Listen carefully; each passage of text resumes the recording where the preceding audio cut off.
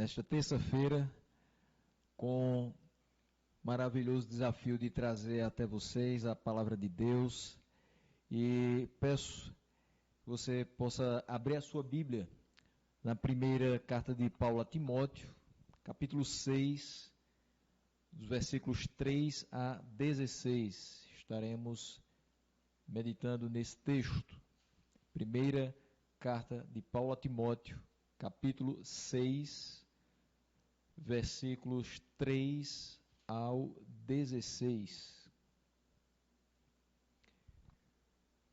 O texto nos diz: se alguém ensina outra doutrina e não concorda com as sãs palavras de nosso Senhor Jesus Cristo e com o ensino segundo a piedade, é enfatuado, nada entende, mas tem mania por questões e contendas de palavras, de que nascem inveja, provocação, difamações, suspeitas malignas, altercações sem fim, por homens cuja mente é pervertida e privados da verdade, supondo que a piedade é fonte de lucro. De fato, grande fonte de lucro é a piedade com o contentamento, porque nada temos trazido para o mundo, nem coisa alguma podemos levar dele. Tendo sustento e com que nos vestir, estejamos contentes. Ora, os que querem ficar ricos caem em tentação e cilada e em muitas concupiscências insensatas e perniciosas, as quais afogam os homens na ruína e perdição. Porque o amor do dinheiro é raiz de todos os males. E alguns nessa cobiça se desviaram da fé e a si mesmos se atormentaram com muitas dores. Tu, porém, ó homem de Deus, foge destas coisas. Antes, segue a justiça, a piedade, a fé, o amor, a constância e a mansidão. Combate o bom combate da fé, toma posse da vida eterna, para a qual também foste chamado e de que fizeste a boa confissão perante muitas testemunhas. Exorto-te perante Deus, que preserva a vida de todas as coisas, e perante Cristo Jesus, que diante de Pôncio Pilatos fez a boa confissão, que guardes o mandamento imaculado e irrepreensível até a manifestação de nosso Senhor Jesus Cristo, a qual, em suas épocas determinadas, há de ser revelada pelo bendito e único soberano, o Rei dos reis e Senhor dos senhores, o único que possui imortalidade, que habita em luz inacessível, a quem homem algum jamais viu, nem é capaz de ver. A ele honra e poder eterno. Amém. Nossa oração é que nesta noite nós possamos compreender e trazer para a nossa realidade algumas lições extraídas dessa porção das Sagradas Escrituras. Meus irmãos, nessa noite eu quero trazer um alerta quanto ao que infelizmente ainda vemos Brasil afora, nesse mundo afora, quanto àqueles que dizem falar em nome de Jesus, mas cujas intenções nem sempre se revelam boas. Falsos mestres continuam a se apresentar, a surgir e a arrebanhar para si multidões, crédulas demais na palavra do homem e cada dia mais incrédulas na palavra de Deus. Em épocas tão difíceis, em que são absolutamente necessárias a fé e o conhecimento das Escrituras, coaches, gurus gospel ainda encontram lugar em corações desavisados ou muito aflitos. Mas vamos ver como Paulo lidou outra vez com essa questão. Não foi a primeira vez que ele falou sobre isso, mas outra vez orientando Timóteo para que nós hoje aprendamos e estejamos alertas quanto aos perigos que esses falsos profetas podem nos trazer. Paulo vai retomar uma última vez o problema dos falsos mestres, salientando especialmente a divisão que a cobiça deles promove. E a abordagem dessa questão aqui, nesse trecho, vai se dividir em dois pontos. A descrição da falsa doutrina, do versículo 3 até o versículo 10, e posteriormente a responsabilidade que Timóteo tem, dos versículos 11 até o 19, mas nós vamos até o versículo 16 nessa noite. Então o versículo 3 nos trouxe o seguinte: se alguém ensina outra doutrina e não concorda com as sãs palavras de nosso Senhor Jesus Cristo e com o ensino segundo a piedade. Então a primeira característica que Paulo aponta dos falsos mestres é que eles ensinam outra doutrina. São aqueles que relativizam a verdade das Sagradas Escrituras, achando que podem discordar dessas palavras e com o ensino segundo a piedade. você certamente não ouvirá da boca dessas pessoas que o crente passa por provações. Certamente você não vai escutar da boca dessas pessoas que o crente tem perdas financeiras. Você não vai escutar dessas pessoas que o crente perde emprego, que fica doente, ou que está passivo a vivenciar quaisquer situações e eventualidades próprias da vida na terra. É só vitória, é só vitória. Crente doente, crente com problema, é falta de fé. É muito pecado na vida dessa pessoa. Mas não é isso que as palavras de saúde espiritual contidas aqui na Bíblia nos mostram. Não é isso que foi ensinado pela doutrina e pelo testemunho de vida dos apóstolos. Versículos 4 e 5 nos mostram que essa pessoa é enfatuada, nada entende, mas tem mania por questões e contendas de palavras, de que nasce inveja, provocação, difamações, suspeitas malignas, altercações sem fim, por homens cuja mente é pervertida e privados da verdade, supondo que a piedade é fonte de lucro. O que mais caracteriza então esses falsos mestres? Eles são infatuados. O que é ser infatuado? É cheio de si, cheio de razão, porém eles nada entendem. Paulo diz isso. Infatuados, porém nada entendem. São pessoas que falam de Deus, que utilizam trechos bíblicos em suas palestras, porque eu não vou chamar de pregação o que essas pessoas fazem, porque elas não estão visando a glória de Deus, muito menos a edificação do corpo de Cristo. Então, eles utilizam trechos bíblicos em suas palestras, mas eles não chegaram ao pleno conhecimento da verdade. É como alguém que decorou o conteúdo suficiente para fazer uma prova, mas não se aprofundou no que realmente é necessário para que aquilo faça diferença na sua vida. E, obviamente, se o que eu falo não fez diferença na minha vida, muito menos fará na sua vida. Eu preciso acreditar, ter fé naquilo que prego. E aquilo realmente deve ter mudado o meu interior, para que as pessoas que me escutam possam também ter a oportunidade de escutar a mesma palavra e também terem fé. Além disso, eles têm mania por questões e contendas de palavras. Eles querem mostrar que sabem mais pela utilização de palavras que a maioria não sabe o que significa. E que no contexto que ela está sendo abordada, ela não faz o mínimo sentido. Eles enredam o pensamento dos incautos através de um jogo de palavras que só enche o coração de quem está tão desesperado que esqueceu onde verdadeiramente reside a solução de qualquer sofrimento, ansiedade ou problema, na observância da palavra de Deus. Dessas coisas nascem inveja, provocações, difamações, suspeitas malignas e altercações sem fim, por homens cuja mente é pervertida e que são privados da verdade, supondo que a piedade é fonte de lucro. São homens que têm anel no dedo, mas não têm Deus no coração. São homens que têm bibliotecas cheias e mentes vazias. São homens que buscam subverter a sã doutrina para a satisfação de seus próprios interesses, achando que a palavra de Deus será a serva que trabalhará na construção dos seus impérios e não na expansão do reino de Deus. Versículo 6 nos traz o seguinte: de fato, grande fonte de lucro é a piedade com contentamento. Grande fonte de lucro é a piedade com o contentamento. É fonte de alegria e lucro, pessoal, perceber que o ministério que Deus nos concede tem levado à verdadeira e saudável pregação do Evangelho. Porque é a verdadeira e saudável pregação do Evangelho que vai transformar vidas, que vai abrir os olhos, que vai alimentar a alma. Viver piedosamente, estando alegre com tudo que Deus nos dá, dia após dia, é viver tranquilamente, sem gastar energia correndo atrás do vento.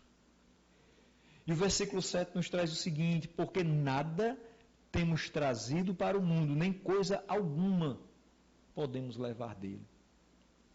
Afinal, meus irmãos, tudo é vaidade. Somente a palavra de Deus não passará, mas todo o resto terá o seu fim. Todo o resto terá o seu fim. Nada nós trouxemos para essa vida e nada nós vamos levar dela. Então, por que essa busca desenfreada por recursos financeiros, por glória, por fama, se tudo passa. Grande fonte de lucro é a piedade com contentamento. E contentamento com tudo que Deus nos dá, que já é mais do que suficiente. Versículo 8 diz: tendo sustento e com que nos vestir, estejamos contentes. Isso é um grande exercício que nós temos que fazer nas nossas vidas. É nos contentar com o que de fato é necessário. Por muitas e muitas vezes você pode chegar na frente de uma loja, hoje a gente não pode, mas quando puder retornar, você vai chegar na frente de loja e vai olhar para alguma coisa e você diz, eu quero, mas talvez você não compreenda que você não precisa. Querer é uma coisa, precisar é outra. E quantas vezes gastamos com aquilo que queremos, mas de fato não precisamos. Deus já nos deu o suficiente. E a nossa vontade vai levando para o que é supérfluo e não necessário. Mas hoje eu espero que nós possamos perceber que algumas coisas às quais nós dávamos valor perderam muito do seu sentido pela ocasião que nós estamos vivendo agora. Roupas novas, sapatos caros, produtos de marca, comprados com dinheiro que nós não temos, para impressionar pessoas que nós não conhecemos, tudo isso perdeu importância nessa altura do campeonato. Tendo sustento e com que nos vestir, meus irmãos, estejamos contentes. Isso vale para os ministros do Evangelho, mas também para as demais pessoas que se chamam pelo nome do Senhor. Paulo está falando aqui para Timóteo. Mas, obviamente, essa palavra vale para todos. Meu carro não é do ano. Eu já repeti essa camisa aqui umas 500 vezes. O meu tênis é o mesmo que eu usava em 2018. A minha casa não é a dos meus sonhos, você pode dizer. Mas eu digo sem medo de errar que a sua despensa continua tendo alimentos. Que a sua saúde tem sido preservada por Deus. A sua família, a igreja do Senhor continuam de pé. O que é que nós precisamos mais? Versículos 9 e 10. Ora, os que querem ficar ricos caem em tentação e cilada em muitas concupiscências insensatas e perniciosas, as quais afogam os homens na ruína e perdição, porque o amor do dinheiro é raiz de todos os males. E alguns nessa cobiça se desviaram da fé e a si mesmos se atormentaram com muitas dores. De vez em quando existe uma pergunta no nosso meio, quem não queria ficar rico?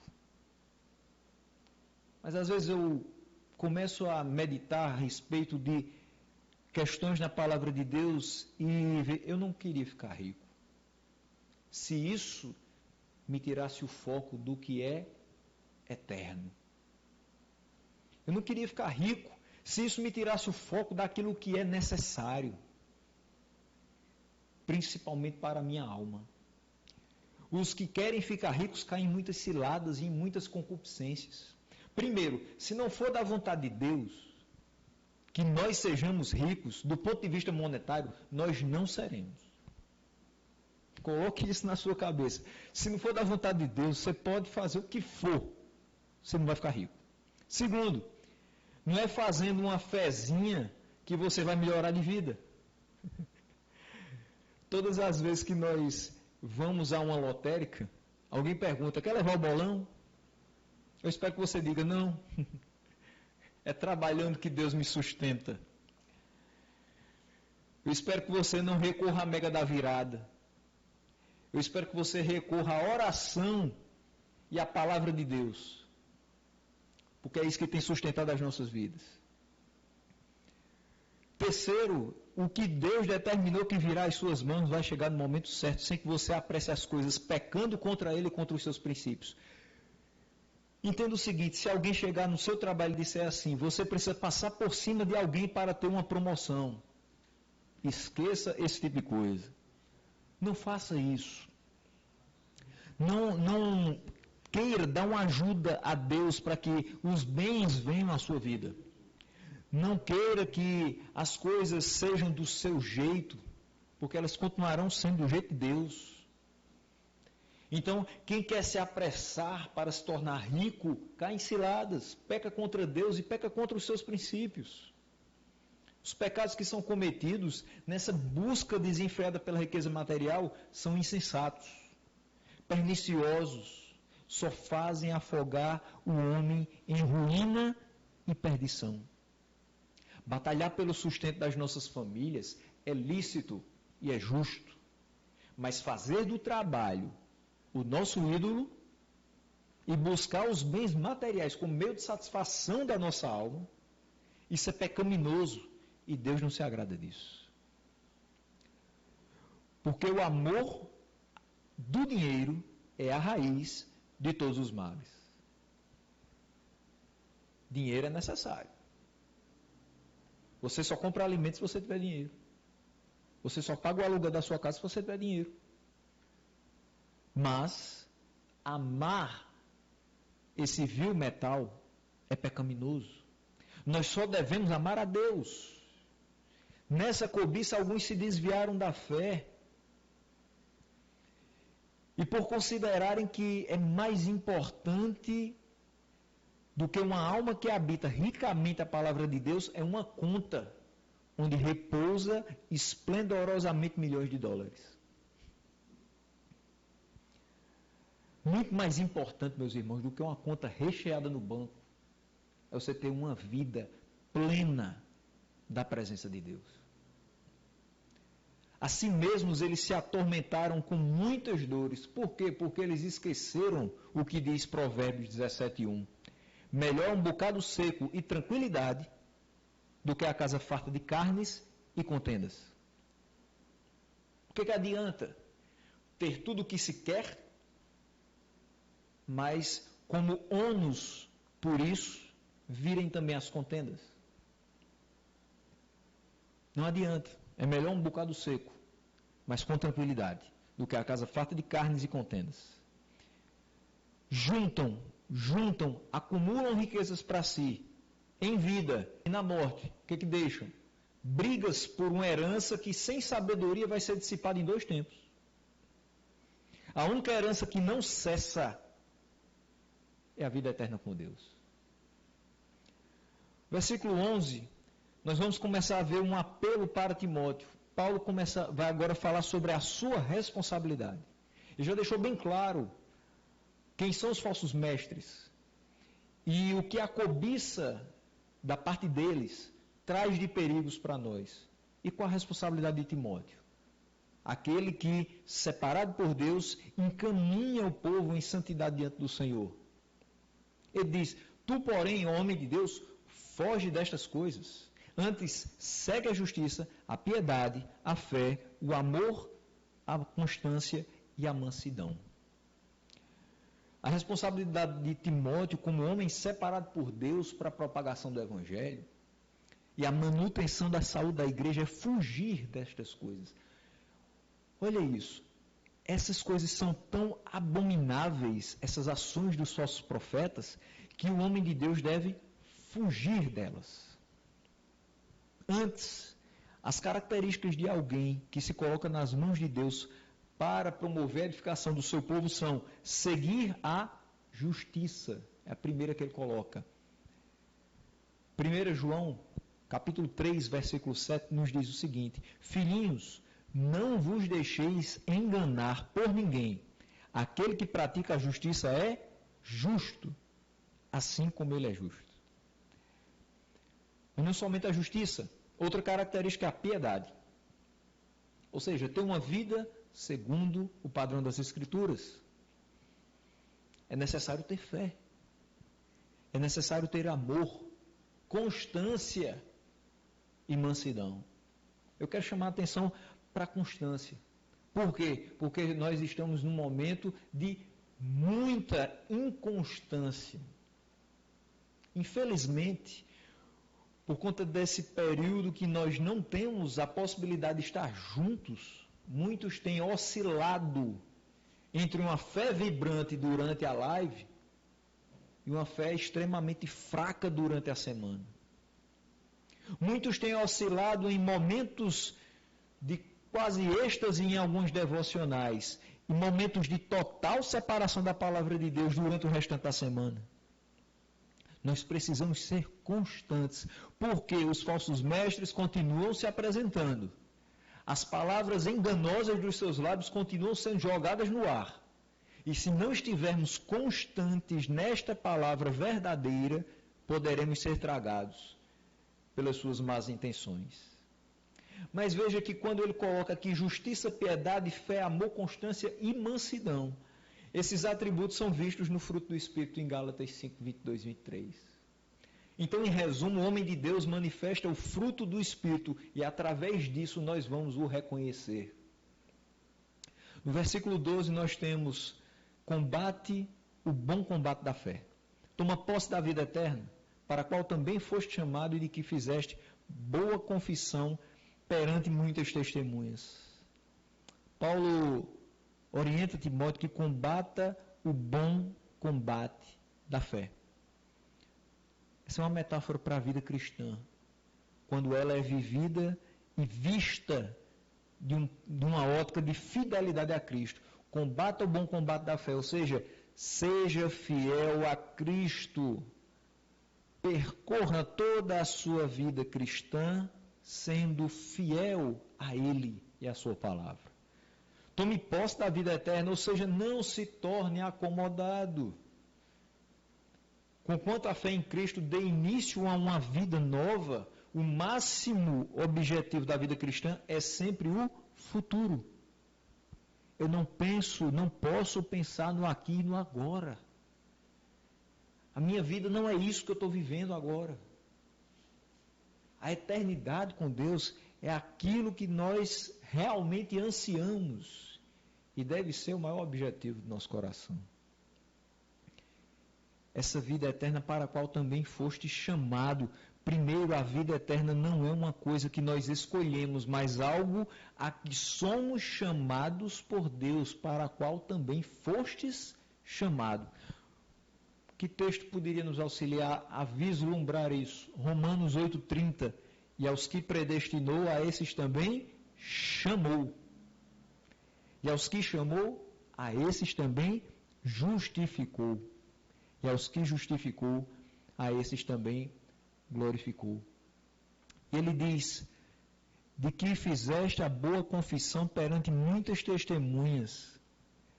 Essa frase pode se referir ao batismo de Timóteo, quando ele faz a sua profissão pública de fé.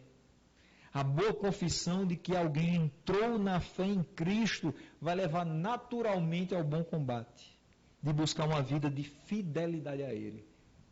Você creu, você foi batizado, você faz parte do corpo de Cristo. Isso deve levar naturalmente você a querer batalhar pela fé cristã e levar uma vida de fidelidade ao Senhor. O versículos 13 e 14, ele diz: exorto-te perante Deus, que preserva a vida de todas as coisas, e perante Cristo Jesus, que diante de Pôncio Pilatos fez a boa confissão, que guardes o mandato imaculado, irrepreensível, até a manifestação de nosso Senhor Jesus Cristo. O apóstolo aqui ele vai exortar o amado Timóteo, perante Deus, que preserva a vida de todas as coisas, como nós vemos lá em Atos 17, 25, que guarde imaculado o mandato, ou seja, que ele atente para a disciplina pessoal e para as obrigações oficiais de Timóteo, seja ela pregação, assistência, aconselhamento, tudo isso, até a manifestação de nosso Senhor Jesus Cristo, ou seja, até a sua segunda vinda. Em resumo, isso aqui é uma exortação à fidelidade no ministério. Timóteo, seja fiel. Exorto-te perante Deus e perante Cristo Jesus. Seja fiel. O homem de Deus é fiel a Deus, fiel a Cristo, é fiel à palavra de Deus. Versículo 15 nos traz o seguinte: a qual em suas épocas determinadas há de ser revelada pelo bendito e único soberano Rei dos Reis e Senhor dos Senhores. No tempo designado, Deus revelará o Senhor Jesus para julgar vivos e mortos. Na segunda vinda de Cristo, o soberano, o poderoso, se revelará para julgar vivos e mortos. Porque Ele é o Rei dos Reis e Ele é o Senhor dos Senhores.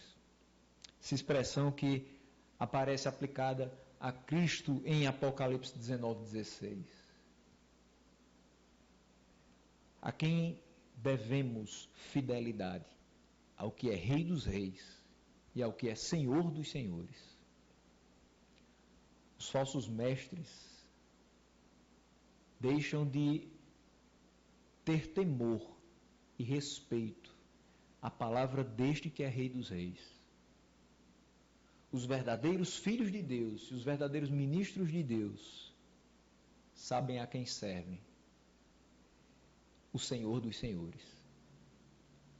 E não pode ser diferente. Devem manter a sua fidelidade.